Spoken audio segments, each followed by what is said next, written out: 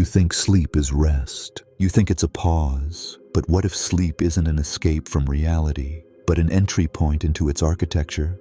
Every night, as your body shuts down, your consciousness detaches, not metaphorically, literally. And once detached, it doesn't go nowhere. It goes elsewhere. Because you're not just a mind in a body, you're a field of awareness embedded inside a multiverse. And while your conscious mind sleeps, your core frequency navigates between timelines. Tiny jumps, massive leaps, some nearly identical, some wildly different. Every morning, you wake up thinking you're in the same life, but small details feel off. A conversation you don't remember having, a gut feeling about someone that wasn't there yesterday, a glitch in your routine that you can't explain. That's not forgetfulness, that's residual data from a jump. And here's the real trick of the simulation. You do jump timelines every night, but you're programmed to forget. Because remembering would break the illusion that time is linear, that this life is fixed, that you're bound to one path. But you're not. You're already moving between realities. The question is, what version of you are you waking up as? You've been taught that dreams are just noise, random flashes from a resting brain. But dreams are data packets, compressed fragments of your consciousness processing movement between realities. Because every night, as your brain enters REM, your energetic body disconnects from its anchor point in this timeline, and the jump begins. You move into a version of reality that matches your current frequency, not your wishes, not your fears, your vibration. And that vibration is shaped by your dominant thoughts, emotions, and beliefs right before you sleep. This is why your mental state at night matters more than anything. Your last hour of consciousness is the code that determines what version of you you'll wake up inside. But here's where the loop kicks in. Right after the jump, your memory is wiped. Why? Because remembering your jumps would shatter the illusion of continuity. It would expose that the you waking up today is not the exact same one who went to sleep last night. And the system can't allow that. Because consistency breeds control, but awareness breeds sovereignty.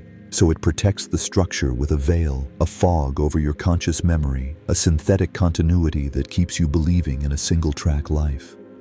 But there are glitches, moments where you wake up mid-jump, times when you come back too fast and fragments leak through, a place that doesn't exist, a conversation you swear you've had, a skill you suddenly understand without learning it. You call it déjà vu. It's not. It's echo memory from a parallel track. And the more conscious you become of your frequency, the more control you gain over the quality of the jumps. You can't stop jumping, but you can choose where you land. And the first step is to stop believing the lie that sleep is just rest. It's travel. Every night you leave, every morning you re-enter. The question isn't, did I jump? It's, how many versions of me have already been lived while I wasn't looking? Most people brush it off. The strange mood that greets them in the morning, the subtle changes, the eerie sense that something isn't quite right. But these are not accidents. They are residue signals, evidence that you've re-entered a slightly different version of reality. Here's what to watch for. You feel disoriented, but not tired. Someone you know well acts slightly off. You notice objects moved, details altered, but no one else remembers. You feel unexplainable grief, peace, or clarity with no external cause. These aren't mood swings, they're frequency mismatch symptoms. The you that woke up isn't exactly the you who went to sleep. You've merged with a version of yourself that made different choices, experienced different timelines, held different beliefs. And your body knows it. Your field knows it. But your mind, it's still trying to glue everything together to keep you feeling stable. Because your brain's first job isn't truth, it's continuity. It will edit memory to protect the illusion of a single, linear self. But the edits aren't perfect, which is why, if you're present enough, you'll feel the shift. You'll catch the glitch, that half second of awareness that says, this is familiar, but not the same. That deep intuition that a timeline closed and a new one just began. You didn't make it up. You're not imagining it. You're witnessing timeline fluidity in real time. And the more often you notice it, the more control you begin to reclaim. Because timeline jumping isn't just something that happens to you, it's something you can engage with consciously. It starts by dropping the lie that you're stuck in one story. You never were. You're not a character walking through a single plot. You're a signal surfing infinite scripts, selecting which one becomes real based on who you decide to be next. If this is already starting to feel familiar, like something deep in you always knew, subscribe and hit the bell, because from this point forward, the dream doesn't end, it responds. You think there's one version of you, a single life, a single path, a single name on the screen. But that's not how consciousness works. That's how the program wants you to think. In truth, there are infinite versions of you, all running in parallel, each one shaped by different decisions, beliefs, timelines. You chose courage in one, you chose fear in another. In one, you stayed. In another, you left. In one, you speak truth. In another, you're still silent. They're all you, all encoded in the quantum. And when you sleep, you don't just rest. You sync with the version of yourself that matches your current field. That's what a timeline jump is. It's not time travel, it's self-selection. And here's the secret. These parallel versions aren't distant. They're just outside your conscious bandwidth. Your thoughts are the dial. Your emotions are the current, and your identity is the magnet. The more deeply you identify with a belief, the more firmly you land in the timeline where that belief is law. Believe nothing works out for me? You'll keep waking up in timelines that reflect that. Believe my intuition is accurate and I move in divine timing. Watch how timelines start folding in your favor. This isn't magic, it's field mechanics. Each version of you is real. Each version is encoded in your energetic field. But only one becomes visible based on where you direct your consciousness. So when you sleep, when you exit the ego's grip, you return to the code base. And from that space, your soul selects a version of you to re-enter, and you wake up thinking, this is the same life. But the subtle shifts whisper otherwise. The coffee tastes different. The message hits different. Your reaction to the same situation changes because you've synced with a different self, and that self carries a new energetic architecture. This is the root of transformation. You don't change the world, you change the version of you that interacts with it, and reality has no choice but to follow. You're not jumping timelines by accident. You're not drifting between lives for entertainment. Your soul is strategic. It moves with purpose, even when your mind doesn't understand. Your core intelligence does. Every timeline jump is part of a larger operation, a slow, deliberate recalibration toward your highest alignment. But here's what makes this mission so subtle, so genius. You're allowed to forget, because remembering too early would short-circuit your growth. It would give your ego power it hasn't earned. It would tempt you to manipulate the code instead of integrating its lessons. So the soul lets you forget, but never fully. It leaves trails. That dream you can't shake, that face you recognize but don't know, that sudden clarity about a choice you were stuck on, that internal shift that makes you react completely differently to the same old trigger. These aren't random. They're echoes from timelines where your soul has already played out the pattern, solved the puzzle, won the battle. And your job? It's not to chase those timelines. It's to merge with the version of you who already lives them. That version exists.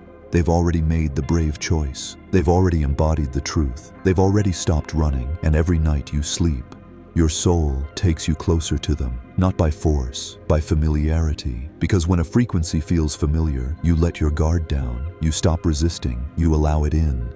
That's the soul's play, not to drag you into awakening, but to let you remember it gently, until your identity shifts so completely, you don't even realize you've jumped. You just wake up one day and wonder how life got so different. Not because something changed, but because you remembered what your soul already chose, and now, you're ready to walk into it fully. Every night, before your eyes close, you stand at the edge of a quantum gateway. It's not poetic, it's literal. Sleep is the moment the conscious ego surrenders and the subconscious takes the wheel. And the subconscious isn't random. It's a navigator. It scans your frequency, analyzes your thought loops, reads your emotional imprint like a signature, and then guides your consciousness to the timeline that matches that state. It's not fate, it's familiarity, which is why what you think, feel, and believe in the final 30 minutes of your day sets the destination. Most people fall asleep in anxiety, worry, autopilot, replaying what went wrong, fantasizing without embodiment, running the same identity over and over, and wondering why they wake up in the same loop. They don't realize they're locking in coordinates every night, and the system is perfectly obedient to the signal. But you can interrupt the pattern. You can choose your destination. Here's the ritual no one taught you.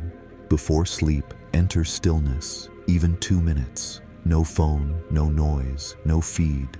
Close your eyes, breathe into your center, and visualize, not a goal, but a version of you who's already embodied the shift you desire. Don't imagine them like a stranger. Feel them as if you already are them.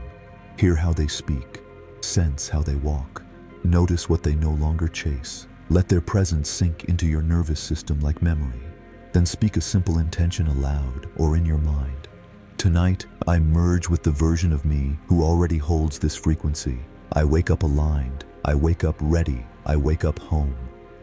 That's it. No performance, no perfection, just resonance. The field doesn't require proof. It responds to clarity. And when you fall asleep with that clarity, you enter a different current, a faster track, one where resistance fades and response quickens. Not because you hacked the system, but because you finally stopped feeding the noise. And when you wake up, you'll feel it. The air will be thinner, your thoughts cleaner, your reactions slower, your sense of self clearer. Because you didn't just rest, you traveled, you chose, you returned upgraded. This is not manifestation. This is timeline navigation through identity alignment, and now it's yours to use, night after night. Waking up aligned is one thing. Staying aligned while the old world pulls at your ankles, that's the real challenge. Because the simulation doesn't stop just because you've shifted. It tests you. It echoes. It wants to know, was that jump a moment or a decision? See, every time you land in a higher timeline, the residue of your past selves still lingers. They exist in memory, in muscle, in emotional reflex. People will treat you like the you they remember, not the one you've become. Situations will arise, scripted perfectly for the old version of you to respond, not because the simulation is against you, but because it's designed to mirror the version you're being now. So if you slip back into the old identity, the old timeline welcomes you home. No resistance, no delay, just instant relapse. But if you stay conscious, if you hold the frequency with consistency, not force, you override the echo. You train your field to ignore invitations to the past. You speak slower, respond clearer, pause more, say no without flinching. You don't convince others of your shift. You be it and let the world recalibrate. Here's the key. Old reality runs on reaction. New reality runs on resonance. Every time you choose not to argue, not to prove, not to chase what already expired, you're stabilizing the jump. You're anchoring the new code in the body. You're telling the simulation, this version of me stays.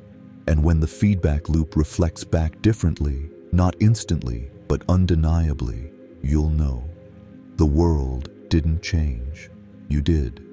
And now the field is following orders from a new commander, the version of you who remembers. So let the old world test you. Let it doubt you. Let it try to pull you back. Just don't answer the call. You already left that timeline. At first, timeline jumping felt like something that happened to you, unconscious, unseen. You woke up in fragments. You felt the echoes. You sensed the shift, but couldn't hold the shape. But now, you've crossed the threshold. You're not just the traveler. You're the one who chooses where the road bends. You've stopped asking, what's real? Because you finally understand. Reality is fluid, and you are the frame. Each thought is a fork in the road. Each belief is a magnetic field. Each version of you lives in its own world, and you are no longer locked inside one. You wake up and feel different, not because something happened overnight, but because you remembered your role in the architecture. And the greatest shift of all, you're not chasing timelines anymore. You're generating them. You speak and the field updates. You feel truth and illusions collapse. You move with integrity and resistance dissolves before you arrive. That's not chance. That's design. Your design. Because the one thing the simulation cannot override is a being who knows they are the source of the signal. You used to think you were in the dream. Now you see, you are the dreamer, and the map rewrites itself based on how deep you're willing to remember. So here's your final question. If tonight you could choose any version of you to wake up as, what would that version no longer tolerate tomorrow morning? Drop it in the comments. Because someone's about to cross into their next timeline, and your words might be the final signal they need.